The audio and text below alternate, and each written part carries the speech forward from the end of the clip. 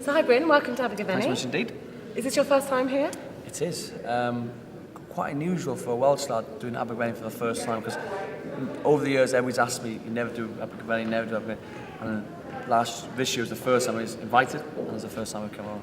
And do you know what, hopefully he'll invite me back again, because it's a great one. I think it's the first time I ever cooked with hanging chandeliers inside. Excellent. So it's a very good benchmark of good Welsh food festivals. Yes, we are going to do a very seasonal dish, and it is from my new book, Bryn's Kitchen. We're doing venison. Game season is upon us now. Actually starts August the 12th with the grouse. Obviously in early September you start getting mallard, teal, partridges.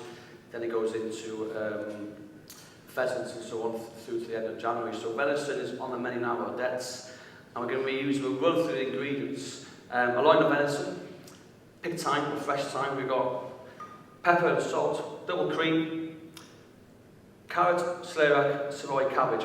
That's it. So what we're going to do first is a line of venison. We just tied it all up. This is coming from North Wales, a small farm called Hwg Estate, which I use quite a lot on Odettes. So what I've done, we've prepped it all up, taken all the sinew off, and cleaned it all up. So there's no sinew bits in there, just pure meat. Can you see that? With a plate of peppercorns, or crushed peppercorns, and rock salt. And do you find it daunting, or are you completely over that?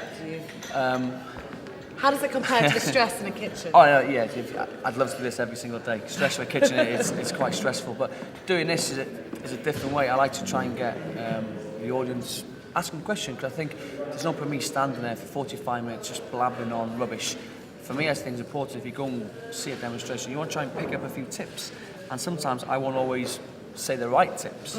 So if anybody, any festival that I do, or any demonstration, if they've got anything to ask, put your hand up or shout it out. And I think knowledge is useless unless we share it. Okay. And I think for me, doing demos is all about sharing my knowledge that's been handed down to me and I've learned, and try and pass it on to anyone who enjoys good food and good cooking. Okay, so we're just going to julienne all the vegetables. We're going to try and cut all the veg all the same size. A lot of people think that's just chefy, showing off. But the reason is, it all cooks at the same time. A little bit more oil in there. I'm just going to leave it roasting away. So we've got the carrots cut down. Now for the celeriac. Any questions? Come on. I know. Yes.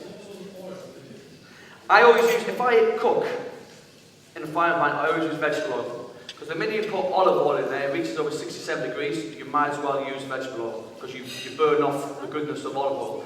So don't waste your money by cooking in a hot frying pan with olive oil. You're just literally wasting it. You can do rapeseed oil, vegetable oil, sunflower oil, but I would never use good olive oil, virgin or not, in a frying pan.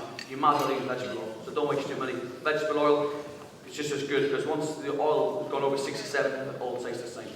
And how does it compare to other food festivals that you visited? Do you know what, you know when you come to Abergavenny Food Festival, it's organised. The minute I turned up, I had a pack. You've not been in the office, clearly. No, I've not been to the office, but obviously the office is manic, but it makes our life easier, because you have a booklet, you've got the maps, very well organised, and do you know what, it comes through in the size, the scale of Abergavenny, because you know what, Abergavenny Food Festival is known over Britain. And I think it's down to the organisation and the planning that makes it tick over quite smooth. And I've had it first hand today. So as you can see now, they're all wilted down, all softened down. They're literally cooked about 50%. Now we're going to add the cabbage. In with the cabbage, I'm just going to add a bit more. I'm going to try and feed you all with one cabbage, one carrot and a celeriac.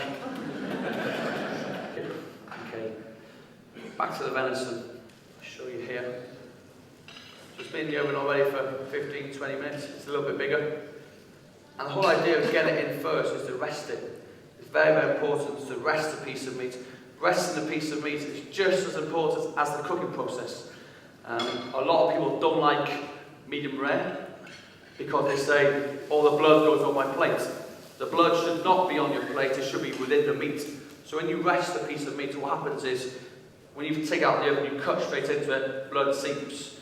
When you let it rest for another 15-20 minutes, the blood goes back into the meat, and then you can carve it. It won't bleed out into your sauce or into your plate.